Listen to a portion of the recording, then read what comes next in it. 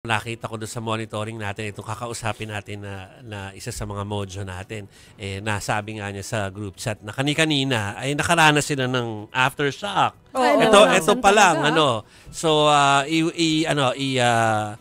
i-ere na natin o itawagin na natin muna, no, si Evan Tarinque at siya na masasabi ko nasaan ang palipat-lipat sila eh. Ayun. So, tingnan natin kung nasaan siya, no. Pero Evan, kamusta dyan? Yes, Jovi, nandito tayo ngayon sa may Bogo, sa may Cebu pa rin. No? And kanina nga lang, no, nakaramdam tayo ng dalawang magkasunod na malakas na aftershock habang nag-aantay ng ating pag-ere. No? Bukod pa dyan, nagkaroon din kanina ng problem. Ito nga malapit na isang poste ng kuryente na nag-shock din dalawang beses. No? So hindi lang earthquake currently yung or aftershocks yung nararanasan ngayon dito sa may Bogo, sa may Cebu, kundi pati rin yung mga kasamang after mga nasira rin na bagay. No? Yun din yung nararanasan ngayon ng ilang mga residente dito. Actually, Jovi, no, kung matatandaan mo, no, ito sana, sa likuran namin, ito sana yung magiging hotel or magiging apartment na pagsistayan namin dito sa may Cebu. No? Lapitan lang natin ng konti kung makikita nyo. Pagdating namin kanina ng madaling araw, wala na. No? Blanco na itong apartment na dapat pag-i-stayan namin. No? So currently, medyo nahirapan kami, no, maghanap ng accommodation ngayon dahil most of the hotel and resorts, kung hindi sarado, fully booked na. So buti na lang kanina may mga nakausap tayo, may na-contact tayo and at least tinanggap pa yung ating reservations for the rest of the day na nandito tayo. Pero so far, no, kanina, Joby, hindi lang actually dito sa Bogo, no, yung ganito sitwasyon, yung walang kuryente at walang tubig. No, dun din, kanina doon sa inikutan natin sa may Tabogo naman, medyo bandang southern part yan ng Cebu, mas mababa yan sa may Bogo. Pero kanina, dyan natin nakita yung ilang mga residente na nanghihingi, no, may dala-dalang mga placard na may mga nakasulat na bigyan sila ng tubig na may inom at pagkain. No, yan yung hiling ng ilang mga residente ng Tabogo kanina, no, na ating nakita at nakausap. Dahil yung isa doon na ating nakapanayam, ipinakita pa sa atin yung nag-iisang galon ng tubig na pwede nilang mainom na paghahatian pa ng limang katao na pamilya. So yan yung at hindi lang siya, no, marami pa, mga bata, matanda. Plus itong mga charging stations na rin ito. No, ito rin yung nag-iisang charging station dito sa may Rizal Park dito sa may Bogo, Jovi. Oo, Evan, si Maricel to. Pakikwento sa amin yung dyan sa supposedly tutuluyan ninyo. Anong oras kayo dumating dyan? Magkasama kayo ni Arles, hindi ba? Papunta dyan sa Bogo. Anong oras kayo dumating? Anong nangyari nung madatnan ninyo na nagulat din tayong lahat na pagdating nyo pala dyan, yung supposedly tutuluyan nyo, gumuho na, anong nangyari nung ma-realize nyo na guho na pala yung dapat nyong tutulugan? Tama ka dyan, Maseno. Dumating kami dito sa may Bogo around 2 or 3 in the morning. No? Medyo late na rin kasi kami. Ako, actually, nakalipad kagabi. No? And pagdating namin dito, kapansin-pansin talaga actually yung kalsada, no, medyo uneven na. Hindi na siya medyo, uneven talaga yung kalsada. Kaya naman yung ating service dahan-dahan na rin doon sa pagdaan sa mga daanan na ito. And bukod doon, no, Mase, nakita rin natin talaga yung ilang mga residente dito sa Bogo, no, na natutulog sa labas ng kanilang mga bahay, no, kasi nga doon sa kanilang explanation sa atin, natatakot daw sila baka magkaroon ng aftershocks at baka doon sa mga aftershocks na yun, gumuho na at ma-strap sila sa loob ng kanilang bahay. Kaya naman pagdating natin dito kaninang 3:00 ng madaling araw, nagulat kami, no, kasi ine-expect namin buo pa yung pag-i-stayan namin dahil yun nga, nakapag-book pa and what not, no? Pero unfortunately, pagdating namin dito, wala na, giba na, and lumipat na kami, umikot na rin kami kaagad actually ng ibang locations, no, kasi sinubukan namin mag-ikot pa dito sa Bogo, wala na talaga kami makitang bukas na accommodation stay, no. So umakyat kami ng Daang Bantay, no, doon naman sa may isang simbahan ng Santa Rina de Lima, no, yung isa rin yun doon sa mga nasirang simbahan dito sa Cebu. So, saan kayo tumuloy? Sa van. Sa van. Sa van. Actually, yes, tama kayo. Sa van kami. Sa van na kami nagpalipas ng gabi, no, habang nag-ikot na rin kami ng gabi, no. Pero fortunately, may naparka naman kami na isang resort, no. Pinayagan kami mag-park doon sa resort na yun, and doon kami nagstay for a few hours. Saka kami umakyat doon nga sa may Daang Bantay, no, kung saan naman pinuntahan namin yung isang church na nasira din dahil nga dito sa 6.9 magnitude na lindol na naranasan nga dito sa Cebu. Ivan, kanina sabi mo na, si Chiki pala to, Ivan. Kanina nasabi mo, no, na-experience yun, 2 aftershocks. Na-report ba kung gaano kalakas yung aftershocks na ito? Or at least in your experience, gaano katagal yung aftershocks nag-last? Tama ka dyan, Chi. Pero so far wala pa kami nakukuhang data kung gaano nga kalakas yung aftershocks na yun. Pero makikwento ko sa inyo kung ano yung unang nangyari. No? Una, kasi medyo nakaupo lang kami, nakatayo kami, nag-aantay kami for the airing. No? And narinig namin yung isang pinto, dito, yung gate, no? Narinig namin kumalingsing. Saka na rin namin naramdaman yung paggalaw ng lupa. No? Wow. So, parang doon pa lang nagkaroon na kami ng idea na merong aftershocks. Pero itong aftershocks na to, hindi naman ganun katagal, pero malakas. No, parang nayugyog, kunyari yung kama, parang may yumugyog ng kama. Ganun kalakas yung experience sa full force, no? Pero within 3 or 5 seconds lang yung tagal, pero makikita mo yung ibang tao medyo nagtakbuhan na rin dahil nga doon sa aftershocks na yon. And after a few minutes, nakaranas kami ulit nung aftershocks na yon, pero mas mahina pero ganun pa rin yung epekto kasi mentally expect mo na tapos na yung aftershocks na yon, so medyo akala mo medyo matagal pa yung pagitan, pero within a few minutes, no, umisa pa. So medyo nakita rin natin yung reaction sa ibang tao na nagtumakbo rin at pumalayo dito sa mga building na to, kasi especially sa likuran ko, itong building na to kasi talagang giba na, no, gumuho na. So parang nagkaroon ng idea na baka tumuloy na at mapagnangayan dito sa may Sahel. Mukhang desperate situation na talaga dyan, Ivan, no? Sabi mo nga, merong parang nanlilimos na, di ba, sa mga daan. May mga hawak na placards. Hindi naman nahihirapan yung mga magbibigay ng mga relief o mga genset o mga relief goods, no? Para pumunta dyan. Chiki, kanina dun sa merong actually dito may mga sites na may mga generators, gensets kung saan pwedeng mag-charge ng mga equipments or mga cellphones yung ilang mga kababayan natin dito. Unfortunately kanina dun sa napuntahan natin yung okay. Nakailaw. Ano yun? Okay, hindi, nagulat ako, nag-spark Medyo layo ka lang siguro ng konti, Evan, para safe. Nasa safe place ka para ba? Para lumiwanag nga. Okay. Oo. Okay.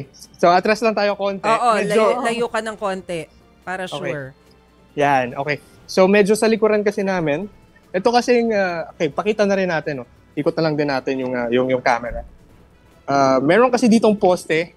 Itong poste ginagawa na ata ng LGU. Itong posteng ito. Ito kasi kanina yung nag-spark, no, ng 2 beses. Dahil for some reason umilaw yan at nag-spark talaga. And so yung pangalawang ikot na yan, ito na. Medyo lumiwanag na, nagkaroon na ng ilaw. Itong shop dito, nagkailaw na, at pati dun sa may itong mga bahay dito, nagkaroon na rin ng ilaw, no? So ayan, Evan, lumiwanag na. We understand na yan nga, no, kinukumpany yung para magkaroon nga ng kuryente sa mga bahay dyan o sa mga at least sa mga main area. Pero tama ba tulad nung naririnig namin report sa mga karatig lugar dyan, talagang problema ang tubig? Tama ka dyan, Jovi, no? Tubig talaga yung isang problema nung ilang mga karatig na lugar dito. Kanina nga sa Tabogo, yun yung pinuntahan natin, ay talagang wala talagang tubig na dumarating sa kanila. Kaya naman yung ibang mga residente, mapabata man o matanda, wala nang choice kung hindi mamalimos ng tubig. No, may mga hawak-hawak sila ng placard na please give us water, no? Give us food and water. So yun yung marami actually, hindi lang bata, hindi lang matanda, yung mga nakita natin namamalimos ng tubig. Pero kanina may mga nakita rin naman tayo na yung mga private individuals naman, no, na may dalang mga kahit papaano konting donations, may mga tubig, talagang dinudumog no nung mga residente pag once na nakita nilang may mga dalang tubig at pagkain, no, talagang nagtatakbuhan yung mga residente makapunta lang dito at makakuha nung ipapamigay ng mga private individuals na ito, Jovi. Oo. Ayan. Evan, balikan ko lang yung supposedly tutuluyan ninyo dyan sa likuran mo, yung apartel na yan. Ano ang kwento dyan? Nung base doon sa mga nakakwentuhan mo, of course, nung gumuho, meron bang naipit? Kamusta yung mga staff? Kamusta yung mga tumutuloy nung panahon na malakas yung pagyanig? Actually, kanina no, may mga search and retrieval operations na nangyayari dito sa may apartel na nasa likuran namin ngayon, no. Inaantay kasi meron kasi mga rinig, may nagsasabi kasi na may naaamoy daw na hindi kaaya-aya, no. So yan yung isa doon sa tinitingnang dahilan kung bakit nagkaroon ng search and retrieval operations dito sa likuran nga namin. And kanina, a few minutes before 7, may mga nakita pa tayong members of Coast Guard or BFP na nagpalipad pa ng drone, no, para silipin kung ano yung nandun pa sa loob nung rubble dito sa likuran namin, no. So currently, no, nakakurdon siya ngayon. Ayan, may mga nakalagay na fire line, do not cross, under BFP investigation. So basically, bawal lumapit sa lugar na yan ngayon, no. So hindi lang ito yung ganitong lugar, marami rin pa mga buildings actually, no, na merong mga nakakurdon na bawal pasukin sana, pero yung iba kasing mga residente kinukuha yung kanilang mga belongings, no. Kanina nga may naabutan pa tayo, kinuha yung sasakyan ng isang residente na natabunan ng mga bato. Okay. So kinikwento ni Evan, ano, yung tungkol doon sa mga nanghihingi ng tubig kanina. At I think ito yung magandang paliwanag tungkol doon. Masahin ko kasi na-interview ni Cheryl Cosim, Evan, at saka Chiki and Mase, si Giles Villamor, yung administrator ng Medellin, Cebu, which is katabi lang niyan, di ba, Evan? Katabi ng Bogo itong Medellin. Kung baka sinasabi nga kung epicenter, parang pareho silang epicenter. Although ginawa lang parang command center itong Bogo because of yung doon nilagay yung rescue mission karamihan. Sabi niya, sa kanilang lugar daw, kung ano yung lakas na nangyari sa Bogo, ganun din na nangyari sa kanila. At na-damage yung mga reservoir nila ng tubig. Ayun. Isa sa maraming mga ganun ang na-damage sa kanilang lugar, kaya wala talagang potable na water. Yun ang problema. Kaya pala yung dahilan. So, problema yung potable water.